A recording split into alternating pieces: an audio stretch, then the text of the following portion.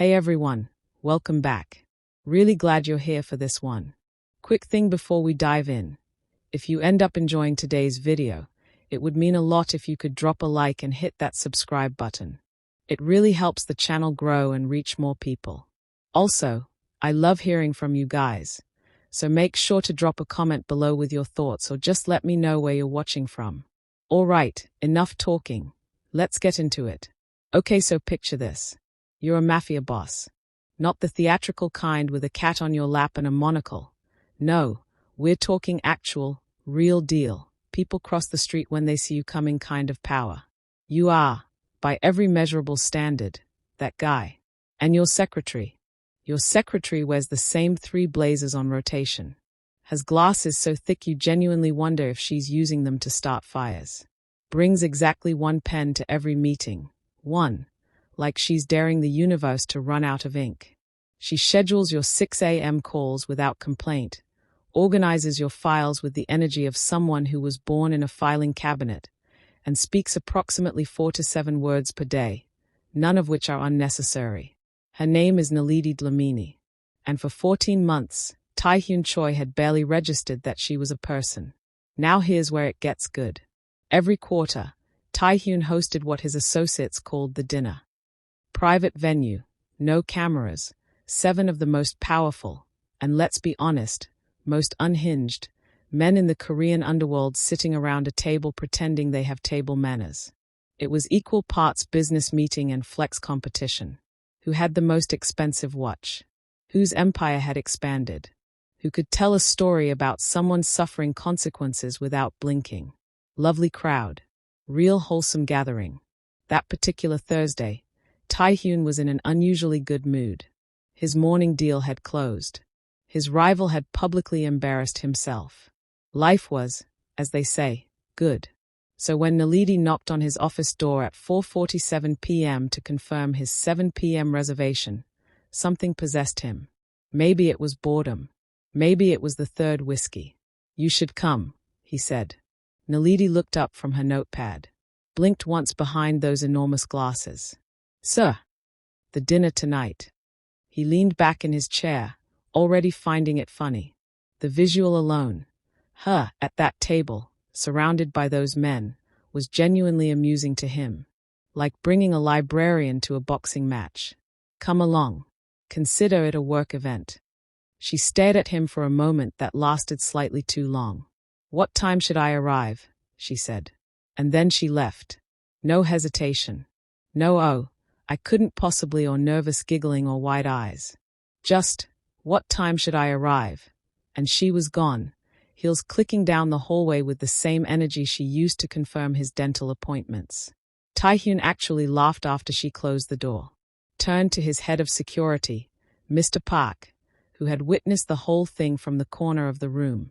She won't show up, Taehyun said. Mr. Park, who was a smart man and therefore said nothing, simply nodded. 7 p.m. arrived. The restaurant was everything you'd expect from a place that charged $400 for a plate of things you couldn't pronounce. Warm amber lighting. White tablecloths so crisp they could file a formal complaint. Candles everywhere, because apparently criminals enjoy ambience. The 7 associates were already seated, already drinking, already telling stories that would make a prosecutor's entire career. Taehyun sat at the head of the table. Checked his watch. 7:03.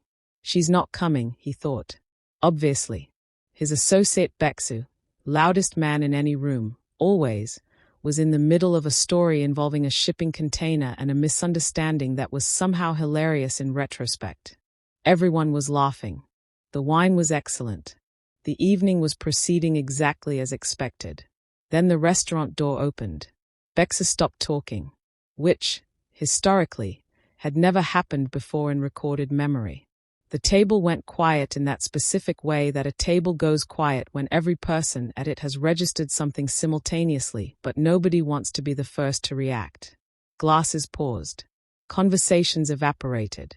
Even the waiter, who had definitely seen wealthy people before, sort of, stopped moving. Taehyun turned to see what had broken a man who once talked through an earthquake. And there was Naledi Dlamini. No glasses.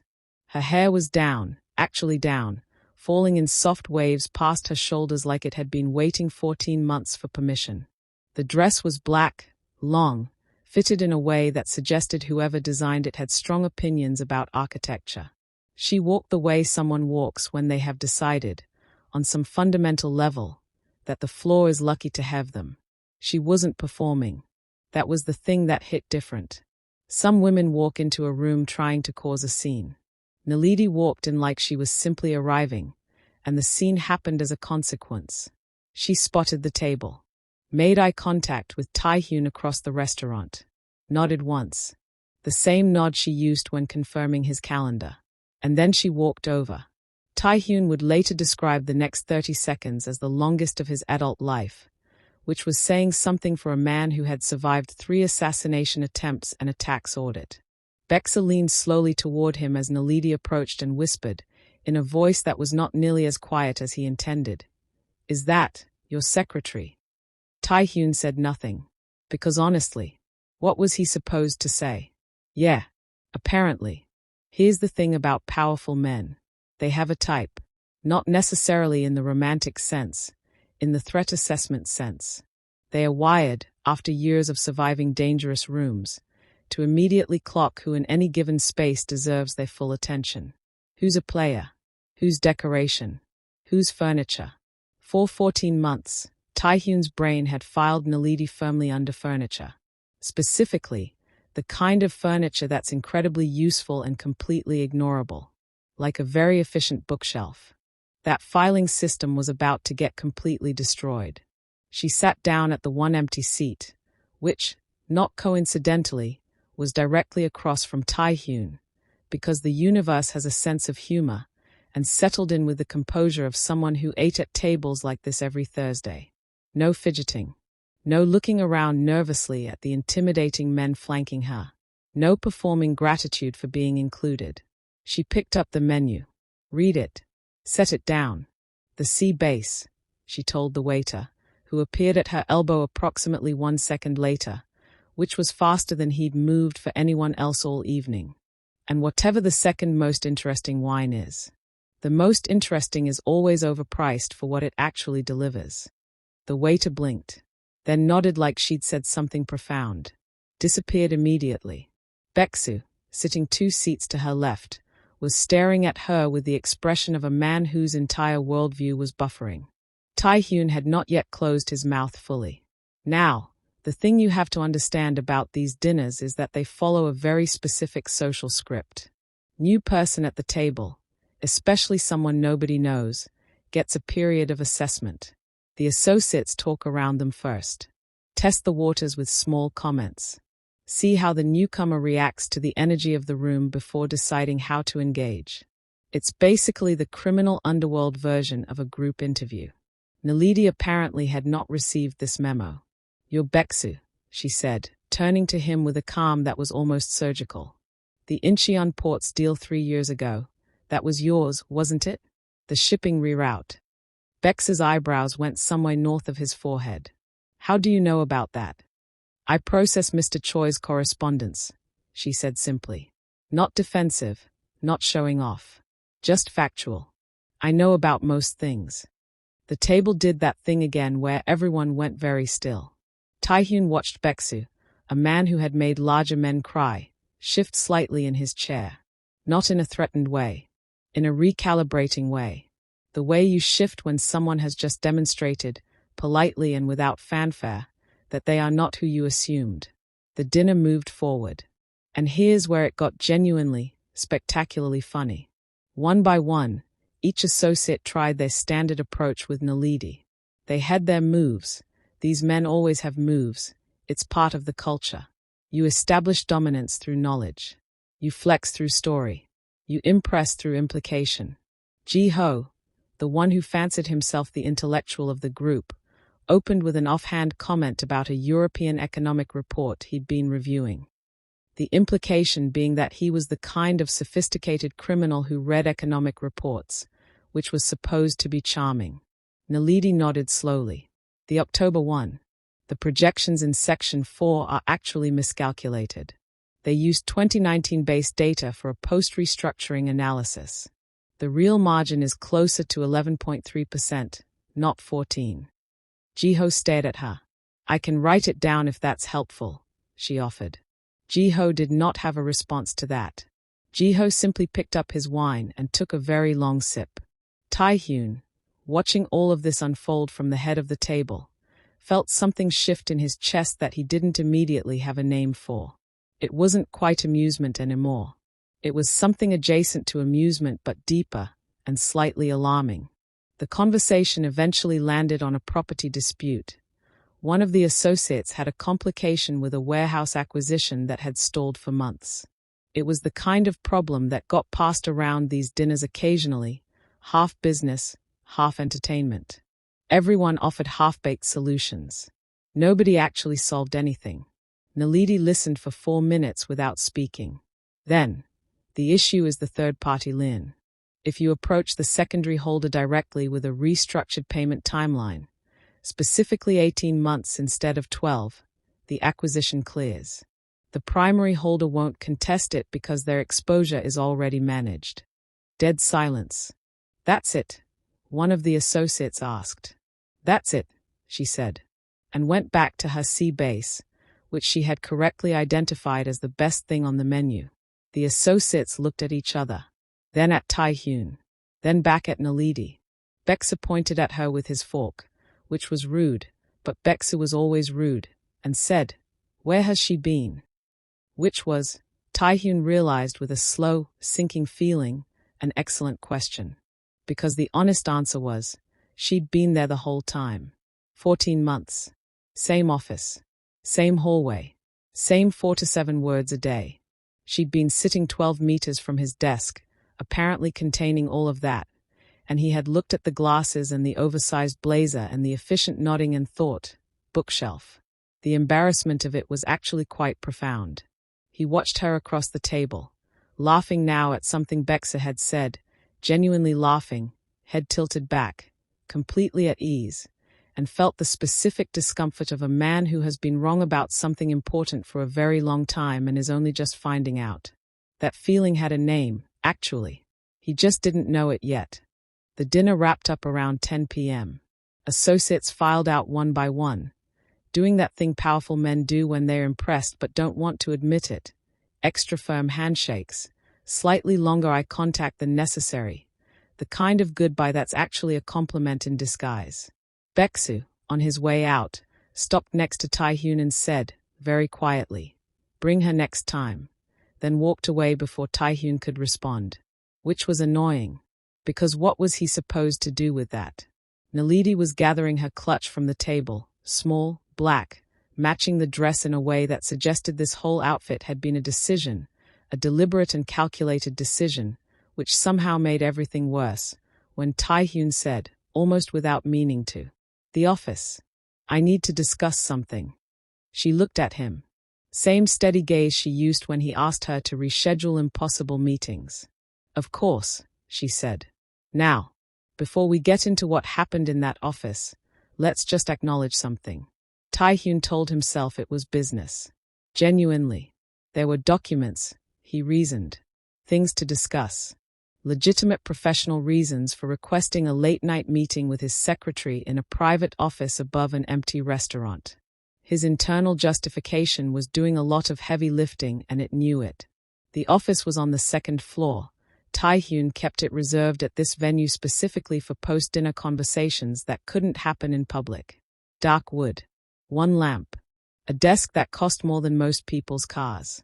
The kind of room that feels like a secret even when nothing secret is happening. Something secret was absolutely about to happen. He poured 2 glasses of whiskey without asking if she wanted one. She took it without commenting on the assumption. They stood on opposite sides of the desk for a moment that stretched approximately 11 years in terms of emotional density, and then Taehyun said the most honest thing he'd said all evening. "Why did you come tonight?" Naledi tilted her head. "Just slightly. You invited me." "I invited you as a joke." "A beat." "I know," she said. The absolute unbothered delivery of those 2 words should have been illegal. Taehyun had intimidated men twice her size with a single look, And this woman was standing in his private office in a devastating black dress, telling him she knew she'd been invited as a joke, with the energy of someone discussing weather forecasts. "And you came anyway," he said. "Obviously."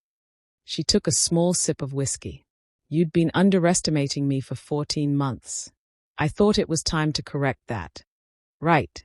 So, here's the moment." Tae-hyun Choi, ruthless, feared, genuinely terrifying by all professional assessments, completely lost the plot. Because something about the way she said that, not angry, not performing confidence for effect, just stating a fact. "You underestimated me, so I corrected it." Like it was simple. Like she had simply identified a problem and implemented a solution. The same way she optimized his calendar or fixed Bex's warehouse situation over sea base. He laughed. Actually laughed. Not the controlled, social laugh he used at dinners, but the real kind that arrives before your brain approves it. "You corrected it," he repeated. She set her glass down on his expensive desk without a coaster, which was either boldness or genuine indifference to his furniture, and he couldn't decide which version was more attractive. Did it work? The question landed in the room and just stayed there. Did it work? Tae-hyun looked at her, really looked, the way he hadn't in 14 months, and the honest answer was so obvious it was almost embarrassing. "Yeah," he said. "It worked." What happened next happened the way things happen when two people have been circling something without admitting it, and then someone finally just stops walking in circles. It wasn't dramatic. No thunderclap, no swelling music, no slow motion. He crossed the room. She didn't move back. And the distance between a Korean crime boss and his secretary, who was, in that moment, the most composed and simultaneously most electric person he'd ever been in a room with, went from professional to something else entirely. The kiss, when it happened, had the specific energy of an argument finally being resolved. Here's what Tae-hyun discovered over the next hour, in that dim office above the empty restaurant. Naledi Dlamini, when she was not performing invisibility, was extraordinary. Funny, not in a performing for approval way, but in a dry, quick way that snuck up on you. Sharp in conversation. Comfortable with silence in a way that most people aren't. She had opinions about everything and delivered them like she was reading them off a document she'd already verified twice. At one point she looked around his office and said, completely unprompted, "Your filing system in here is catastrophic, by the way. I've been professionally offended by it for over a year." He was so startled he laughed again. "You could have fixed it." "You never asked," she said simply. "You never really asked me anything." And there it was. The thing sitting underneath the whole evening. 14 months of a man walking past someone remarkable every single day, too comfortable in his assumptions to actually see her. They stayed in that office until nearly midnight. Talking, mostly. Which surprised him more than anything else about the evening. That he wanted to talk. That she made talking feel easy. That somewhere between the whiskey and the low lamplight and her completely unpredictable responses to everything he said, he felt something loosening in his chest that had been tight for a very long time. He walked her to her car. At the door, she turned, and there was something in her expression, just briefly, just for a flash, that looked almost like conflict. He didn't catch it in time to understand it. He would think about that look later, much later, when everything had already fallen apart. 6 weeks. That's how long it lasted. 6 weeks of something that had no clean professional label and absolutely no business existing between a crime boss and his secretary. And yet there it was, existing anyway, with complete disregard for everyone's better judgment. It wasn't obvious to outsiders. Tae-hyun was not a man who did obvious. But the people closest to him noticed the small things. He stopped canceling his afternoon breaks. Started leaving the office at reasonable hours. Laughed more, specifically the real kind, not the controlled social version. Mr. Park, his head of security and the closest thing he had to a friend, watched all of this unfold with the expression of a man watching a nature documentary where the lion is about to step on something. He said nothing, because Mr. Park was smart. Naledi, for her part, was the same at work. That was the thing. Monday through Friday, 9 to 5, she was exactly who she'd always been, efficient, precise, those same rotating blazers back in rotation like the dress had never happened. Scheduled his meetings. Filtered his calls. 4 to 7 words, maybe 48 on a generous day. But after hours was different. After hours she'd show up at his office with terrible takeout from the place 2 blocks over that he'd mentioned exactly once and she'd apparently memoized. And they'd eat at his catastrophically filed desk and argue about things that had nothing to do with organized crime or international shipping or any of the darkness that composed his actual life. She had a ridiculous opinion about architecture, a completely unhinged take on the best way to make rice that she defended like it was constitutional law. She read 3 books a week, minimum, and had thoughts about all of them. He looked forward to it with an urgency that alarmed him slightly. 3 weeks in, lying on his office couch at 11 p.m. while she sat cross-legged on the floor going through a report she'd brought. She brought work to their evening voluntarily, which should have been a red flag but somehow wasn't. He said something he hadn't planned to say. "I don't want you to just be my secretary anymore." She went still. Not dramatically. Just, the page stopped turning. "That's a significant statement," she said, after a moment. "I'm aware." Another pause. Longer this time. "Okay," she said quietly, and turned the page. He didn't push for more than that. With Naledi, he'd learned, okay could contain multitudes. Sometimes okay meant yes, and I feel the same way. Sometimes it meant I need to think about this. This particular okay had something underneath it he couldn't quite read. He filed it as something to return to later. Week 5, a Thursday, Taehyun got a call that required him to fly to Busan overnight. Last minute, unavoidable. The kind of situation that reminded everyone involved what his actual business was. He told Naledi at 6 p.m. She nodded, rescheduled 3 meetings without being asked, handed him a folder with everything he'd need for the Busan conversation, and said have a safe trip. Normal. Professional. Fine. Except when he got to Busan and opened the folder. There was a folded note tucked between the documents. It said, "Come back." Just that. 2 words. Her handwriting, slightly different from her usual precise script. Like it had been written quickly, or carefully, or both. He kept that note in his jacket pocket the entire trip. Week 6 was when everything ended. Not slowly. Not with warning signs he missed. It ended the way certain things end, all at once, from a direction you weren't watching. He came into the office on a Tuesday morning to find Naledi already at her desk, which was normal. What wasn't normal was the 2 men in suits standing near the elevator bank. Not his men. The posture was wrong, the suits were wrong, and the specific way they were pretending to be casual was the kind of pretending that only people with badges attempted. Taehyun walked past them without reacting. Sat down at his desk. Pressed the intercom. "Naledi. My office." She came in 30 seconds later. Closed the door behind her. And Taehyun watched her face as she turned around, searching for the thing he'd almost caught 6 weeks ago outside the restaurant. That flash of something, that fraction of conflict. And found it again, except now it was larger and it wasn't going away. "Who are they?" he said. Not a question. She held his gaze. Didn't flinch. Didn't perform innocence. Didn't do any of the things a person does when they are hoping to still get away with something. "Mine," she said. The silence that followed was the loudest thing Taehyun had ever experienced. And then Naledi Dlamini, whose real name was Agent Naledi Dlamini, 14 months undercover, National Intelligence Service, assigned to build a comprehensive case against Choi Taehyun's organization from the inside, told him everything. The glasses were real, actually. She needed them. The blazers were costuming. The 4 to 7 words per day were calculated, enough to be useful, not enough to be memorable. The dinner had been her final operation. The evidence package was complete.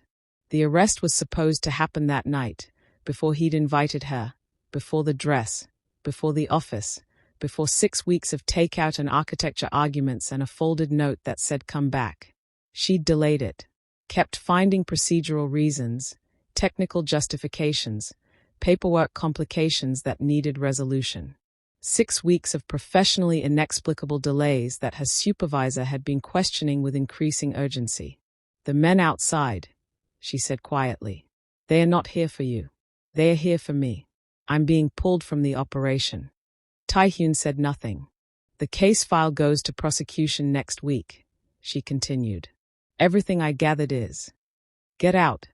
His voice came out completely flat. Not angry, worse than angry. The specific tone of a man cauterizing something while it's still bleeding because the alternative is worse. Naledi looked at him for a long moment. Then she nodded once, that same nod, the calendar confirmation nod, except this time it broke something, and walked out. 7 months. That's how long the silence lasted. 7 months of nothing. No calls, no messages, no folded notes tucked into folders. Just absence, clean and total, the kind that has intention behind it. Tae-hyun ran his empire, attended his meetings, ate at expensive restaurants where the menus had no prices and the conversations had no warmth. Mr. Park watched him the way you watch someone walking near a cliff edge, not intervening, just present, ready. The prosecution case, everyone in the organization was told, had stalled. Insufficient evidence. Procedural complications. The charges that were supposed to dismantle everything Tae-hyun had built over 15 years quietly collapsed, and nobody in the legal system could satisfactorily explain why. Tae-hyun knew why. He just didn't let himself think about it too directly, because thinking about it led to thinking about her, and thinking about her led to a place he'd decided, firmly and finally, not to go. He hired a new secretary. Competent man, very organized, zero personality. Absolutely no opinions about architecture or rice preparation.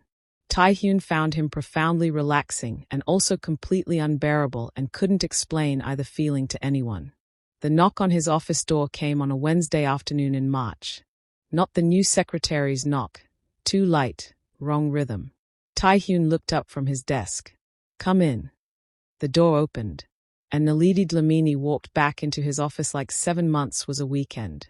Different this time, no blazer, no enormous glasses, no careful costuming. Just her, actual her, in a dark green coat with her hair down and her real face doing a thing he'd only seen it do a handful of times, which was looking genuinely, completely uncertain. For a woman who had maintained a 14-month cover identity while simultaneously developing feelings for her primary target, which, professionally speaking, was a catastrophic achievement, uncertain was a significant look. Tae-hyun leaned back in his chair, said absolutely nothing. "I resigned," she said. Still nothing from him. 8 weeks ago. Formally. With paperwork and everything. I didn't just walk out.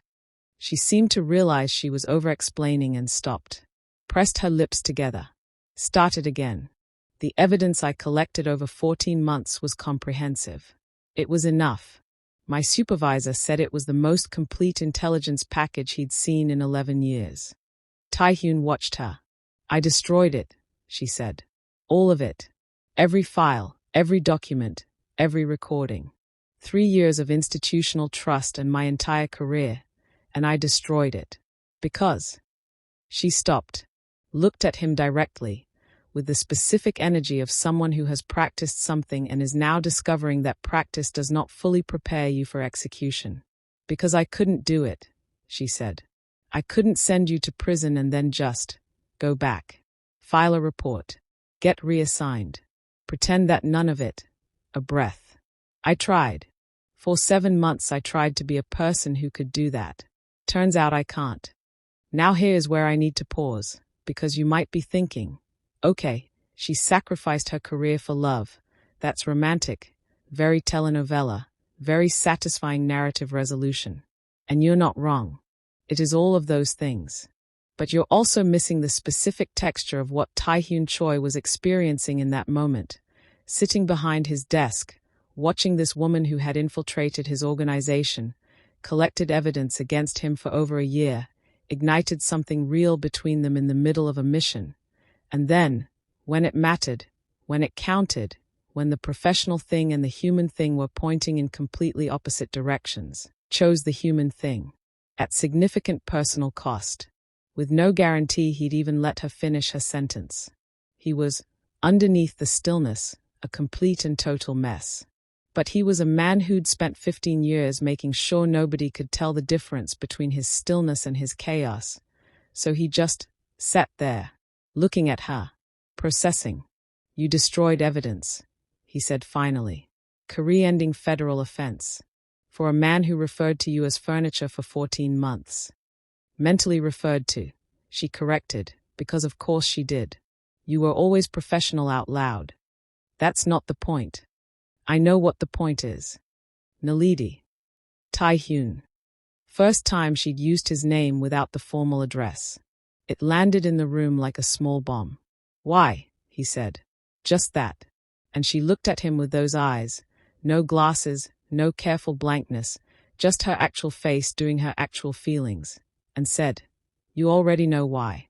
You've known since that office. Since the takeout and the terrible filing system and the note I left in your folder like some kind of..." She made a gesture that somehow communicated profound self-exasperation, like some kind of person who leaves notes in folders. Despite everything, despite 7 months and the betrayal and the chaos and the very serious federal implications of this entire situation. He laughed.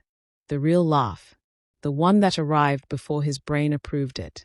And something in Naledi's expression cracked open with relief so visible it was almost painful to witness. Like she'd been holding her breath for 7 months and had just now been told she could stop. He stood up from his desk, crossed the room. "I'm leaving," he said, stopping in front of her. She blinked.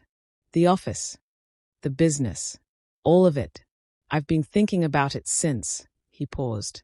"Since a woman I'd been ignoring for over a year sat down at my dinner table and solved a property dispute over sea-base and made me feel like an idiot in the best possible way."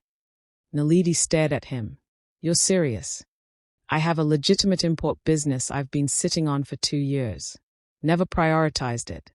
He looked at her steadily. "I need someone to run operations. Someone catastrophically overqualified who has strong opinions about filing systems." The corner of her mouth moved. "That's your pitch." "I also make excellent rice," he said. "Despite what anyone might tell you." She burst out laughing, real laughter, full and unguarded, the kind he'd heard exactly once across a dinner table and spent 6 weeks and 7 months trying not to think about. They didn't fix everything that Wednesday. 14 months of invisibility, 6 weeks of something real, 1 devastating Tuesday morning, 7 months of silence. That's not material you resolve in a single afternoon. There were difficult conversations. Long ones. There was anger that needed space and trust that needed rebuilding and history that required honest examination from both directions. None of it was simple. All of it was worth it. Mr. Park, when informed that his boss was transitioning to legitimate business operations and that the former undercover agent would be joining the company in an official capacity, nodded slowly with the expression of a man who had seen this coming from approximately week 1 and had simply been waiting for everyone else to catch up. "Good," he said. Just that. Which, coming from Mr. Park, was basically a standing ovation. The woman who walked into that restaurant in a black dress didn't just stop a room full of dangerous men in their tracks. She walked into the life of someone who had spent 15 years being powerful and 0 years being seen. And she saw him anyway, even when it was her literal job not to. Even when seeing him cost her everything she'd professionally built. Even when the sensible, logical, career-preserving choice was sitting right there, clearly labeled, easy to take. She didn't take it. Because here's the thing about being truly brilliant, and Naledi Dlamini was truly brilliant. We established this over sea-base. You understand that some things matter more than the safe choice. Some people are worth the complicated path. Some connections don't announce themselves with fanfare and obvious signs. Sometimes they announce themselves wearing oversized blazers, carrying 1 pen, saying 4 to 7 words a day, and waiting patiently for the moment when someone finally, actually looks. Tai-Hyun looked. 14 months late. Embarrassingly late, honestly. And he would, In the years that followed, be regularly reminded of this by a woman with no mercy for self-flattery and strong opinions about everything. He looked, and that was enough. If this story got you, if you stayed through all 5 parts, drop a comment below. What was the moment it got you? The dinner? The office? The note that said come back? Like if Naledi was always the most powerful person in the room. Subscribe if you want more stories that hit different. And if you underestimate someone in your life right now, just a thought, maybe don't. See you next time.